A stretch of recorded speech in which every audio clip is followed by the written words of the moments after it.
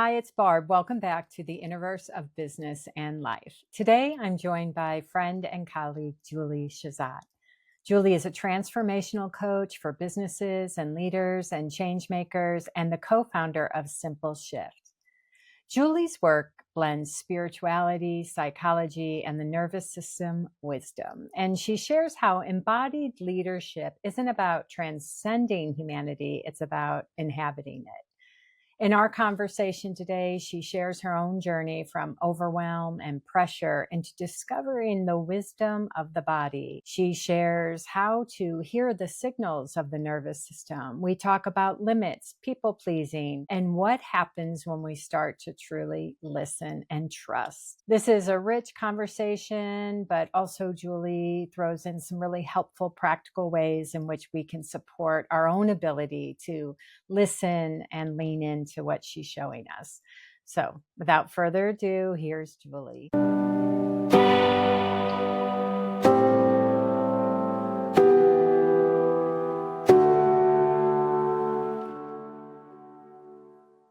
Hi, Julie. Welcome, welcome, welcome. Hey, thanks for having me, Barb. I'm so excited to do this with you. Me too. For anyone that's been listening for a long time, we did a podcast episode a number of years ago when it was The Real Business, Real Lives. And I love that conversation. No surprise, because I love you. But I wanted to invite you back because we've been connected over these number of years and have these amazing kind of catch up conversations every once in a while. And often find that the work we're doing internally is aligned. And so it's been really nice and insightful for me to hear your journey. And so, because I know you work with leaders, you work with founders, and you've been doing this a long time, I think that what you have to share and how you see it can be really valuable for folks listening. I want to just go right to, the point at which you started to see. I know that so much of what you do is help people see beyond the conditioned mind. And that's not just in business, that's in family and community and the world. And yet, I also know you've shared with me kind of that journey where it went from an over focus on almost the mental base of it or an over focus on the past and the history and the psychology to where all of a sudden, somehow in the last few years, maybe a little longer, you've started to add this element around the nervous system and the body. And via that, you've seen some really amazing transformations in your work as well as yourself. So, as always, with everyone on these conversations, we're interested in you. So, I would love if you would just share that journey with us a little bit, whatever feels present for you, but share your own personal story around that. I've always loved this conversation. So I don't even know if I've shared this part with you, but I studied sociology in college. Did I ever tell you that? Yes, yeah. And the main reason I did was because I could see conditioning, but I didn't understand what it was. And I wanted to understand why some cultures had this conditioning. And I had moved from New Jersey to Arizona, and it was like a culture shock. It was like, what is happening? So I studied sociology to kind of better understand why I could be really direct in New Jersey and come off as rude in Phoenix, basically. And it showed me a lot. And then I studied education. I work with students, and, you have to learn a lot about conditioning to work with students in a broad way. And then I thought I needed to climb the ladder, honestly. So I made it to the height of that career, and my nervous system, I didn't know it was my nervous system at the time. I thought it was me. Julie was fried. So I would have to go to a school in another state that I had just met and give feedback to the teacher that was struggling the most in front of the principal that I had just met 10 minutes before. And I was good at it, but the second guessing and the nerves and the perfectionism that I still had running was so loud. And so I actually chose to step back because it was really impacting how I felt. And that's when I went to USM and studied spiritual psychology, and then moved into the principles and then into somatic work and nervous system. And I think my MO has always been like, how can I look at the same thing from a lot of different angles that resonate? And when I got to the nervous system and the somatic level, I'm like, they're all saying the same thing. They're just saying it very differently. And they all add to each other. It's almost like you can see the prism more clearly. And at that point, what started happening was I started to be able to listen to the cues of my body and to be able to work with them and discern what they were even telling me, and to heal things that needed to be healed that might have been taking me out of the game or slowing me down, or Can you just, give an example of that, like how yeah, that played out for you? Because if I just want to, kind of make sure I'm tracking with you that, and not just gloss over that part of you that was out there really advancing and in that career, it came with a lot of stress and a lot yes, of self-doubt and a lot of who am I, all pressure. that. Yes, pressure. So it looked like the job was the issue, right? Which we all can relate to, raise our hands. Or it looked like I was the issue. Yes, you know what? I'm so glad you said that, because when you said that a moment ago, I was like, I so relate. Yes, I look like the constant, work in progress. I can totally relate to that. Yes. So then, as you went on to study all these different areas, and you talked about it looking like they're all saying the same thing, I want to hear a little bit more about that before you get into the personal sort of Yeah, example. yeah. Can you mean by So I'll give you one example and then I'll great? look at it through each lens. Okay, perfect. Great. So USM is spiritual psychology. So it was like you have a true nature and you also have a psychology. And let's say they would do something like healing of memories. So they would help you go back in time and, let's just keep it simple, do something that would help heal that memory so that it wasn't feeling the same way that it once felt to you. And it was really powerful, but there was also something missing in it for me personally. So then when I got to the principles, it was like memories made of thought. It's not even who I am. At USM, I was still so identified with the memory. It was like I had to change the memory, Or change it. heal from it or do something. Yeah. Yeah. And then the principles really, really, really, I mean, I stayed really invested heavily and I still listen to Sid quite often. Like I was invested in that for almost 7 years because I really was like, I'm seeing something that I haven't really deeply seen before, which was like tweezing apart my identity from my experience. Yeah. Yeah. And then I felt stuck again. I felt really stuck again. I was like, why am I stuck? It's just thought. Like I was I like, know. and It's not then who I am. Yeah. right. But why is it still playing out, or why is it still taking me out of the game? Why do I need to recover from this thought so often, or why do I bump up against it so much, or whatever the case was? So then as I started studying the nervous system and somatic work more deeply, I was like, oh, I mean, honestly, this is real talk, Barb. Yeah. I was like, I'm disassociated. Yeah. Yeah. I had no idea. And then somatic work just helped me to experience even just that, like to literally welcome the feeling of being disassociated. And because I was so scared of that word. And for some people, they really need someone to help hold them through that. But for me, it was just more like, oh, this is what it is. It's not even that big of a deal. And so it's like I befriended my body instead of being disconnected from it. And then all of a sudden, I was getting way more wisdom, way more information because I was literally listening to the cues that were coming through and being able to receive what they were trying to tell me. And then that was like where I started realizing like most of humanity that doesn't know they have limits would be my guess. Like I would That they have limits. What do you mean by that? like, so I work with leaders. So it's like, I'm like a lot of time. Okay. Before I worked with leaders, I would watch my brother and sister who were really high up executives, and I'm the youngest. So I was always like, what are they doing? And they were always pushing past, I didn't know to call them limits, but they were always pushing through. There was never something they couldn't do, or they always showed up, like even when they were sick, or, I don't know, they just were always showing up in ways where I was pulling back.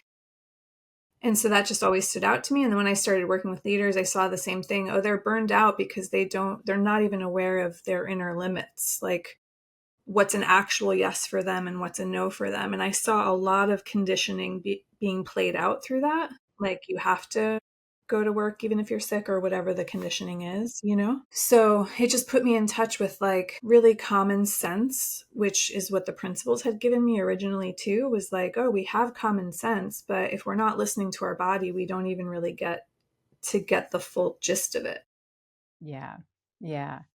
Yeah, I mean, I think it's amazing because when people can see the role that thought has in how they perceive the world, and that often, as you said, we're just over identifying with the thinking we're having in a moment. And when we're able to loosen that relationship, we naturally just get access to fresh thinking, new perspective, all that kind of.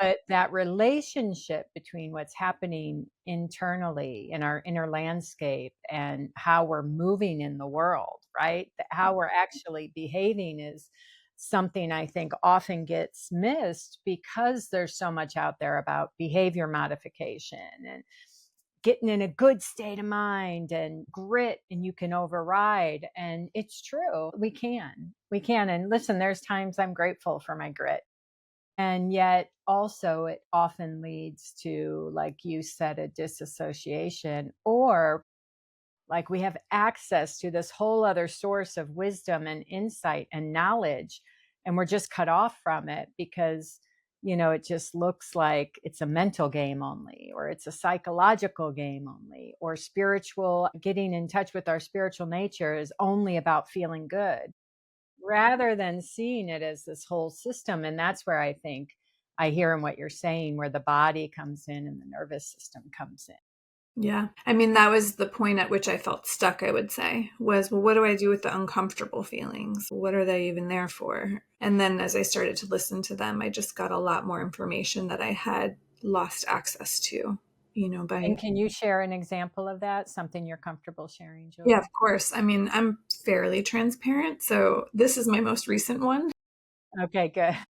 So sadly, I just recently unexpectedly lost a friend and a mentor, and it was very unexpected. And we are doing a business venture with this person. And he's a close friend, so he's had many roles. He's also my son's godfather. Like, it's just, he's very close to our heart. And it was we were like celebrating his birthday one day, and then he was pretty much gone the next day. So when I came home and the reality of that was hitting me, was really overwhelmed.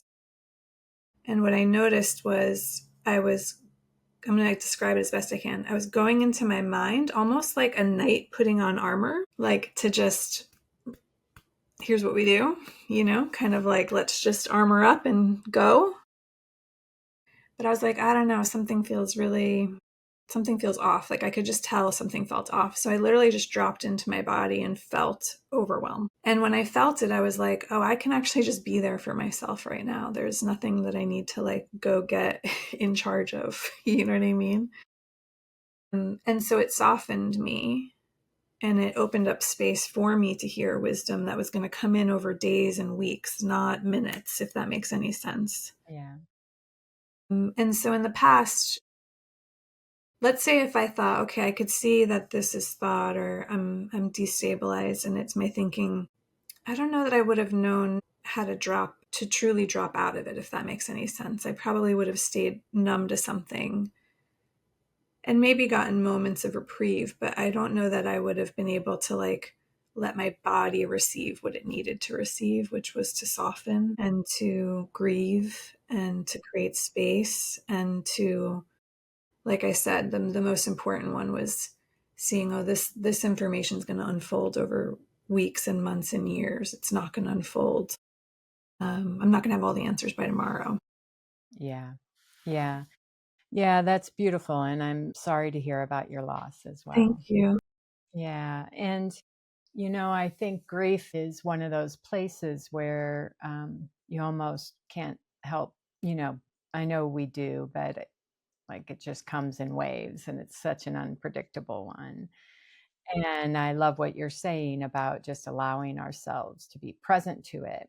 And often in that presence, there's a richness, there's connection, there's just an honesty in that honesty where our bodies relax. So I think it's such a poignant example of just allowing ourselves to be present to it. And, people will often say, oh, I can't go there because I'll never get out of it. I think we have this sort of fear. But to your point, it's like, what if that thought is just a protective mechanism? Mm-hmm. And that conditioned, like you said, we're conditioned to, as soon as there's any uncomfortableness, we're conditioned to go to our minds and problem solve, work it out, talk ourselves out of it, figure out the source, whatever it might be. And recently I was leading a retreat, and one of the participants was saying, we were talking about this in a way of, can you allow more of a direct experience of life? And that includes a feelingful experience of life. So, and what you often find is like allowing the sensation and the more feelingful, it's like you just experience the richness of the wave. You're not like undone all day long. It's not like if you feel emotion, you can't do anything else, but there's something really beautiful and connected in that direction. And I said, like, the truth is when I feel myself getting uncomfortable, like I was talking about a tax situation, and I literally was like, okay, I can be with this. Like, it's okay. And a letter came in the mail, and it was like, I literally had to tell myself, like, my first thing I wanted to do was just put it on the counter and not look at it. And believe me, I've done that, hence part of the problem. Yeah. Not opening my mail. But every part of me was like, I'm just look at it later. I'm in the middle of something. But because I had started to see that pattern of avoidance or Mhm. dodging, that what feels uncomfortable, I was like, okay, no, you can open the letter. Like literally telling myself I can handle it.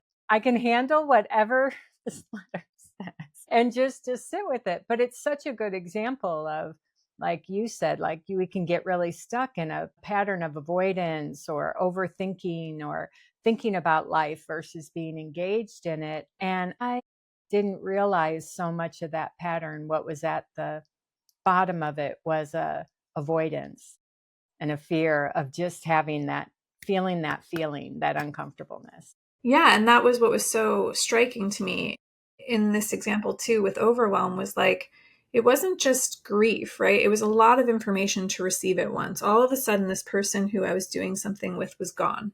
So that was no longer a pathway. It was a lot of information that was coming in at once. You know what I mean? Like what happens next and what does that even mean and do we continue and like all that stuff, right? What really and there was grief. So that's so true. There was grief. Pretty good with grief for Mm. whatever reason. What I wasn't good with was overwhelm.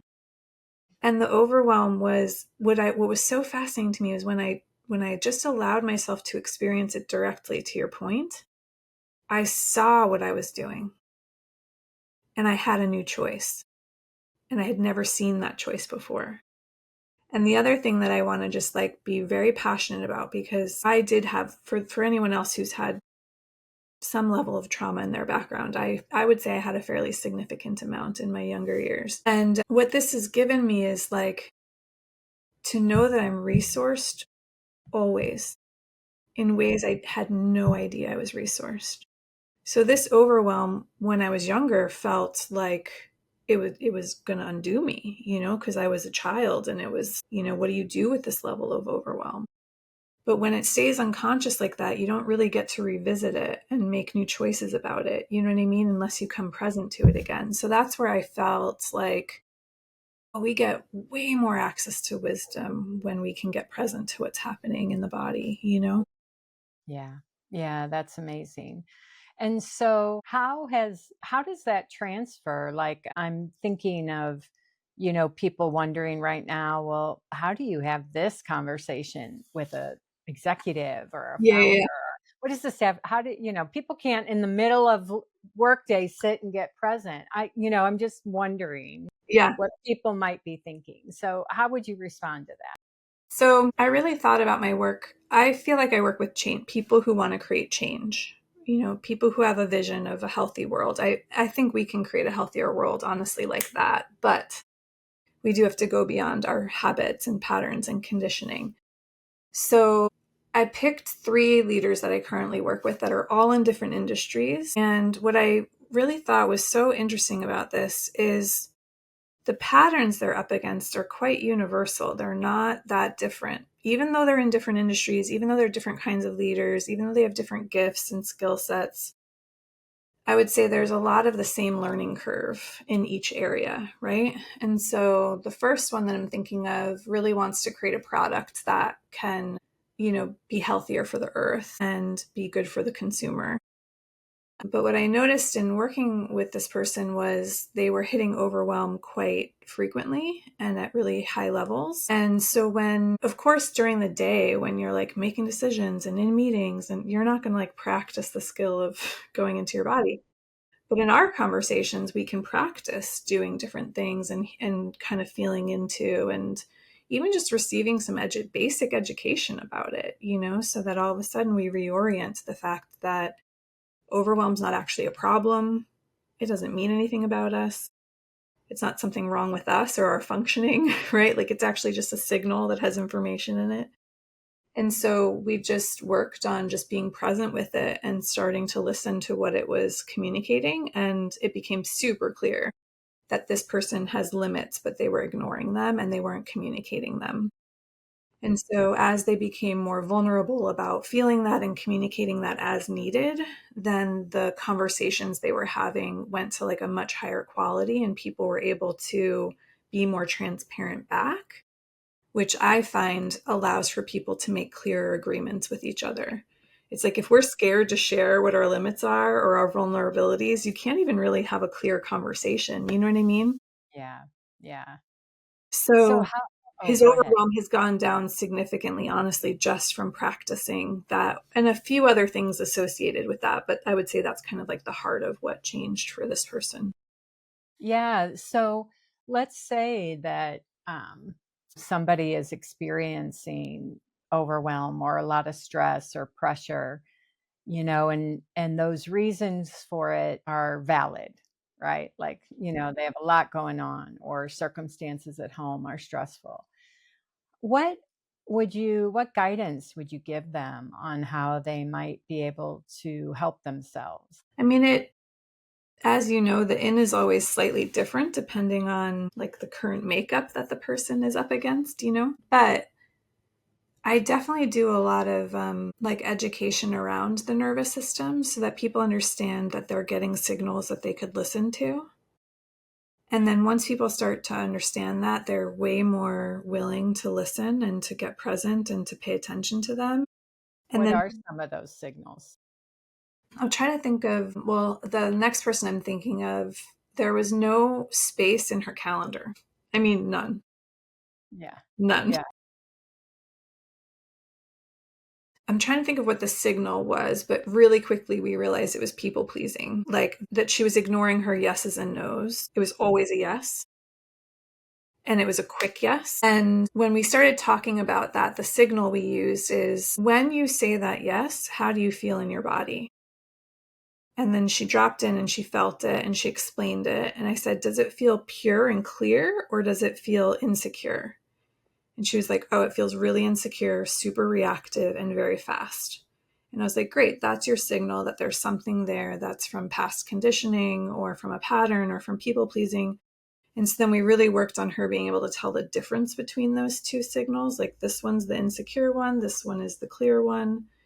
And so then now she's been like almost ruthless about like making sure the yes is a yes and then paying attention to her limits because that's also mixed in there. So she was able to advocate for resources and things that she actually needed that she wasn't advocating to previously because she thought everything was her responsibility. Yeah. Yeah. Now you're bringing up when you say her limits, and then you mentioned limits in the other example too. Yeah. Do you mean like the limits of time, limits of capacity, or are you talking about something else? The way it looks to me currently is like our body has limits. Our body's going to say, I'm fatigued, Yeah. clear I need a limit. nap. Yeah, Yeah. I need a nap.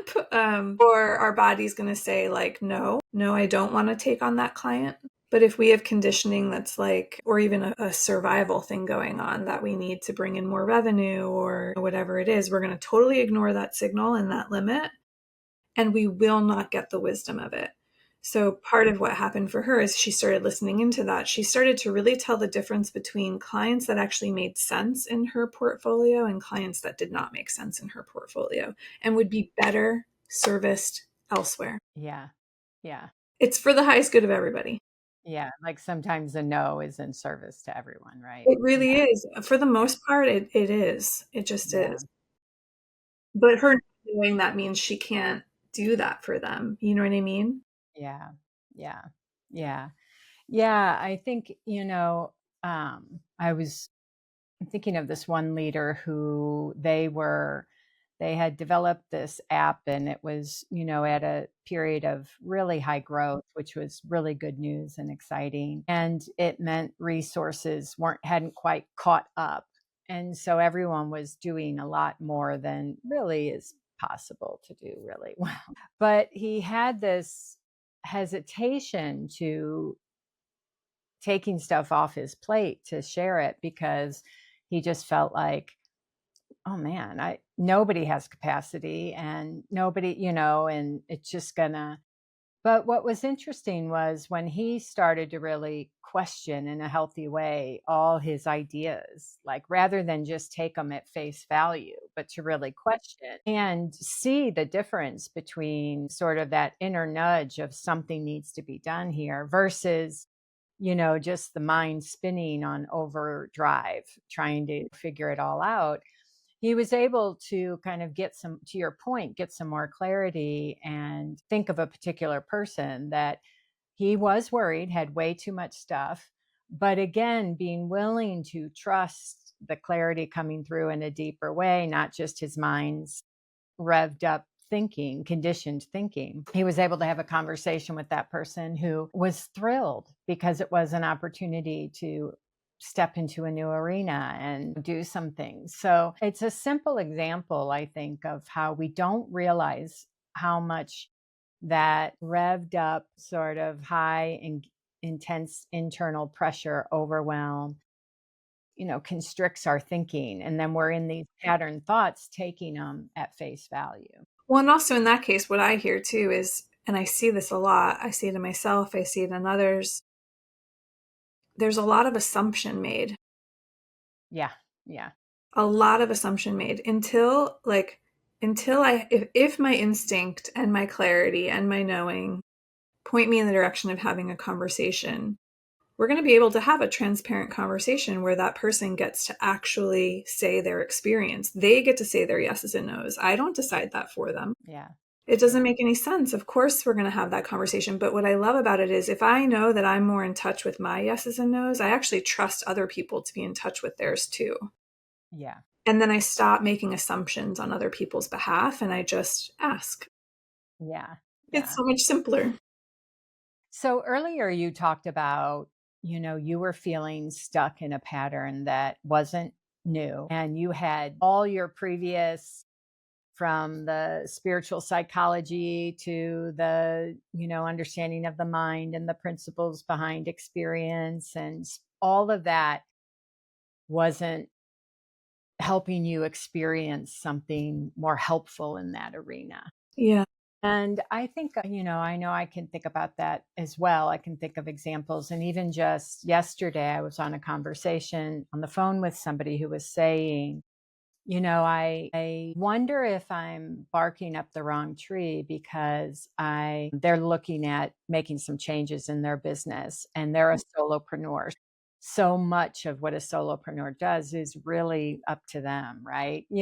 And so she has this really strong desire to step into a new level of expression, but she has no evidence that it'll create money for her because it's not how she's made money in the past, right? She has kind of the normal everyday, I think, things that if people are honest, they face, which is, avoiding cringe factor, not sure if she has what it takes. And so she vacillates between, I really want to go for it. And she's super excited right.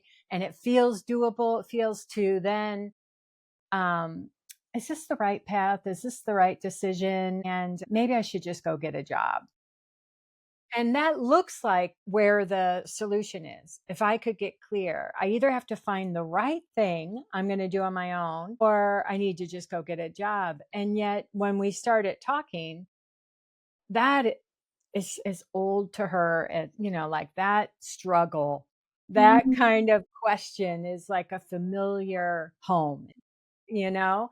And Yes. so we were talking about like, what if, to your point, what if that mind game, those mental gymnastics, the constant wondering if you're on the right path is actually just the mind in a conditioned state and keeping you from, and I'm making it sound more darker than I mean it to, but like kind of keeping you from a deeper insight. Like, what if the direction is, what am I avoiding by not going fully for that? And I'm just curious because I worry for myself about overcomplicating things for people, not because people can't handle it, but because I think we can put people more into their intellect, which isn't really where shifts come from. It's not really where transformation happens. So just curious what you have to say about that.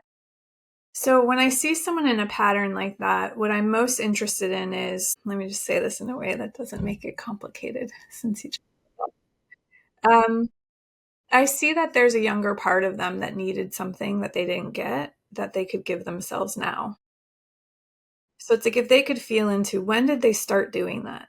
Oh, I started at 15 because, I mean, if I'm thinking about my own experience, it's like I was about to, I'm 18, I'm about to graduate, and I have no idea what to do. And so I go between fight or flight and feeling excited and like, And it's like at 18, I didn't really have much guidance for how to, spread my wings. I really was terrified of it.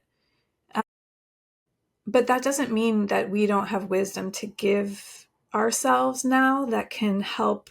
Now, this is the nervous system part that I'm so excited about. This is based on Sarah Baldwin's, how she shares her understanding of the nervous system. But she shared that this fact that the nervous system is scanning for threat based on memory. It's doing it based on memory. It's not doing it even based on what's current, right? It just, if this even matches a memory, it's going to put me into that state. And we go into the nervous system state we had at the time of the memory. So let's say I'm 18 and I don't know how to navigate that decision, right? Then the thing I'm most curious about is what did I need at 18? And I am resourced because I'm an adult. How can I give that to myself? I'm nervous because I've never done this before. And I want you to know that I'm going to hold you. I'm here no matter what. I'm not going anywhere. Like, whatever the thing is that we actually needed to receive and to feel is going to settle the nervous system. It'll take us out of whatever state we're in. And the nervous system state is creating the story that we're in. So the state comes first, right? So it's like if we can shift the state, then we'll come into our wisdom more naturally. And that's what I'm most interested in. I'm not interested in this being complicated, but I am interested in people hearing their wisdom directly and feeling like it's their wisdom, if that makes any sense. Because I don't know the answers. Like, I've had one client where it made sense for her to get a job so she could stabilize and make decisions from there. And then someone Absolutely. else, it's not going to make sense. You know what I mean? So Yeah. the thing that actually meets them where they are and helps them feel into their wisdom and to feel resourced and regulated is going to give them, to me, is going to give them access to clarity. Yeah. Yeah, I think for me it was helpful to see that some of my what I was labeling as procrastination or lack of motivation or would show up as like second guessing over perfecting something, like all of those more and more have, it's been clear to me that if I just hold the question of what if, that's irrelevant and I'm just avoiding a feeling or a particular experience by keep moving in that direction, whatever that is. And so I've gotten way more wisdom and insight by, not by just saying, okay, I'm going to engage anyway. I'm going to do the thing anyway and see, and deal with the feelings that come along with it or like I had a program that I was sharing earlier in the year and I was so excited about it. And I've probably shared this before because it was one of those moments. And as soon as it was done, it was like I had worked on, it was invitation only, it was a PD, all this stuff. As soon as it was done, I didn't do, all of a sudden I was, yeah, I'm going to share it. It's like I went to bed and woke up the next morning and was like, I didn't share it. I didn't tell, and it was like 2 weeks. Now, in that 2 weeks, what's so funny is I knew something was up. Like it's not as if I didn't feel like, oh, I no longer want to do it. But it looked like what I would watch is my mind would like say, I might not be giving people enough time. Oh, I need to perfect it more. Is it really true? So I kept trying to tweak or get some kind of assurance in myself. And then I went to kind of the psychological. I'm like, is something wrong with me?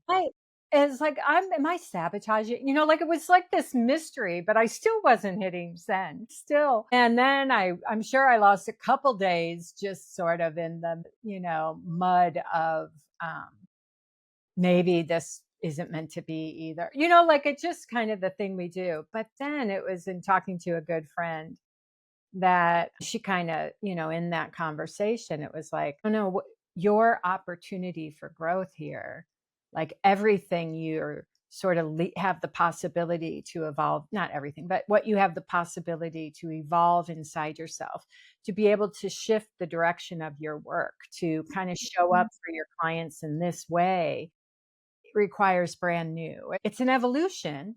You're bringing what but it is unfamiliar territory. Mm-hmm. And so it's in hitting the send that you're going to discover more of who you are and more what you're made for, and kind of be willing to feel the feeling that you may send it and you may never hear anything back.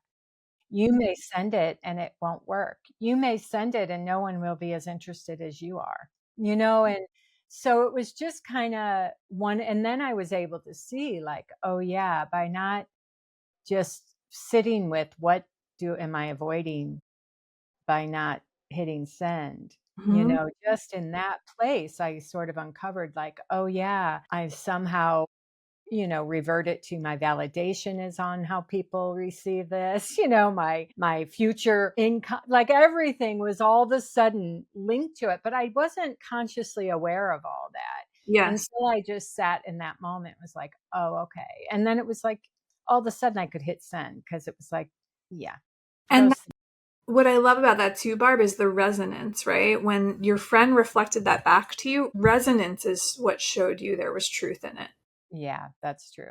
Yeah. Right? The resonance, like, I really wish people could trust the resonance more, because Yeah. there's so much wisdom in it. And Yeah. sometimes people will point something to me and it doesn't resonate. And I want to trust that equally. Yeah. But I love what you're pointing to, especially because your podcast is called Interverse. It's like, to me, we're on a frontier. Yeah. If you looked at this time in humanity, we are like baby birds, like flying into this next uncharted territory. And there's so much innovation happening. There's so many new insights. There's so much unfolding that we can't predict. And to me, it's exciting to get more in touch with our wisdom and our resonance and what feels true. And I'm thinking of the last person I had thought of to share about was someone who technically is in a low position hierarchically, and the level of story that comes up about being able to create the level of change that she is absolutely poised to make because of her gifts and her intellect. She has to strip away the conditioning of hierarchy. She can't continue with that same conditioning because she's already leading leaders, but she's leading leaders like really at the highest level with a junior title. Mm. And the conditioning is the only thing that's making it look like something might be off. Yeah. Right? So it's like, when we're going into this uncharted space, the old stories and the limiting beliefs and the conditioning from the past, it just won't work in this new sphere. So even like you're saying, when you're going into this new evolution, of course it's going to feel uncomfortable, but to know what that feeling actually feels like in the body, to be able to trust that we can lean into it, I think is really exciting. I mean, to me, that's what lights me up, is to know that feeling Yeah. for what it is. Yeah. Yeah, it makes me think of Amy Johnson, who we both know as a colleague and a friend. And she just put on a few months ago a like 6-week class or something. Sorry, Amy, I'm sure I'm not saying it exactly right, but it was about restlessness. And when she was sharing about it, knowing that, I'm hearing this, sort of not in the midst of it, but really just it resonated for me because I can get really restless. And when I'm restless, I'm like, I get active. And the invitation was to be with the restlessness and then see what's underneath that, because like all experience, it's fluid and it will move on.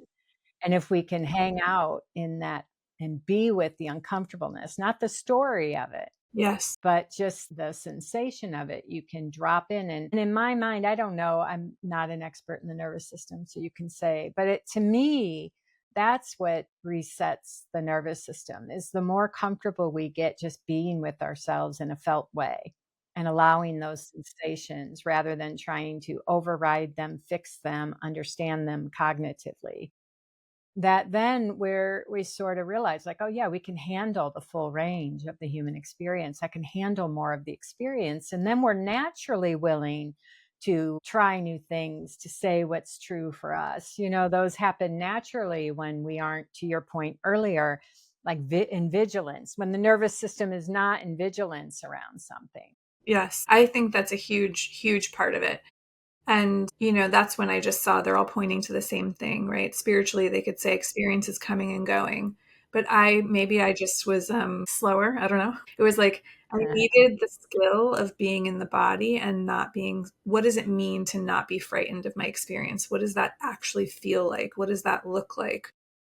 For me, I needed that because I think probably because of the trauma I had early on, I was just so used to really quickly like coming out of my body. And Yeah. so I love what you're saying. There's so much of welcoming the experience so that we can actually see it for what it is Yeah. versus what our Yeah. mind is making of it. Yeah.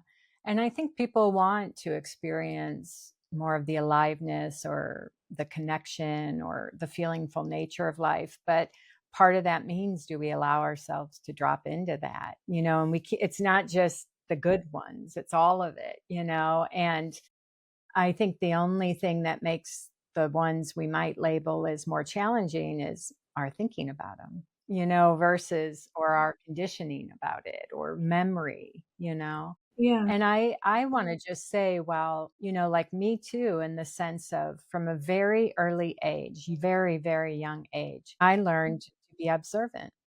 Like Mm, you walk in a room, you check out what's going on here, what do I need to do? How does this now that has turned into, like, a huge asset in my work me of too. being able to really tune in and listen and, you know, see multiple things all going on at once. It's been a huge asset in my work, and on a personal level, it has kept me a little bit removed Yeah. at times. And so, yeah, in my own desire to wanna be more in life, in the aliveness, the connection, intimacy, love, joy, all of it has meant I've gotta, like, me too. Oh, yeah, I have a habit of jumping to my mind. Can I just be in this body? Can I be in the sensation of life? Yeah, and what I love about that part that you're pointing to, Barb, is like I say this a lot to people recently, so I feel like I've been seeing it more and more. Is like every strength also has shadow. Every light also has a shadow to it. And when I think about what Sid Banks was pointing to in terms of insecure thought and that it's coming from thought, right? I just really Mhm. like that we can tell the difference between the light and the shadow more easily. It's like if I had to really clearly say what I'm helping people do, it's to see that difference more easily, sooner, and Yeah. for me, more in an embodied way. So it's not like an intellectual insight, but it's like, no, I see this is true. I can move forward with this, knowing that this is truth. Yeah, yeah. I love that. I mean, I think it's like on the truth of all life or a deeper truth. Yes, I agree. We're like these multidimensional beings that have these human experiences. Part of the humanness is conditioning and going up and down and feelings and moods and all of that. And um, yet, what is, and we experience thought, and thought is shaping how we see it and perceive it. Like, that's all true. Like, and what's also true is I'm where I'm at on the journey. Yes. And sometimes I am so compelled, or I am completely blind to those patterns and places Yes. that keep me spinning. And so, yeah, like incorporating the body or the nervous system to hold it all lightly, but to look in that direction has been really of value to me too. Yeah. And I love that we all get to say the same thing. That to me Yeah. is true for everybody. Like it just is. It's a discovering each moment, and that's the way it goes, and we can get more comfortable with that. Yeah. Well, I have loved this conversation, and I just want to give you a chance, Julie, before we close. Is there anything else that's present for you that you haven't had a chance to share or say, or that you'd like to? My main thing is like if people feel like they have this call to do something bigger in their life, whether it's even as a like whether it's as a mom or a CEO, to me it really doesn't matter. It's like it is that call shows you that it's truth. And I wish that that message could get to as many people as possible, because we really could use people stepping into their truth more and more these days. Yeah, beautiful. Well, thank you so much. I really appreciate it. Appreciate you too. Thanks, Barb. As always, thank you for tuning in. If you enjoyed this podcast, it would mean a lot to us if you could take a moment to first subscribe and follow wherever you like to listen to podcasts. Hitting the follow button means you'll never miss a show. All you have to do is hit the plus sign in the upper right-hand corner or click on follow. While you're there, if you like what you're hearing, we'd appreciate you taking a moment to give us a shout out and review. Most importantly, however, if you know anyone that would benefit from this episode, please pass it along. And finally, if you'd like to learn more about my work, Interverse Academy, or upcoming events, you can check out my website at barbarapatterson.com. You'll find some great resources, classes, and videos, and a lot more. Thank you again for being here. See you next time.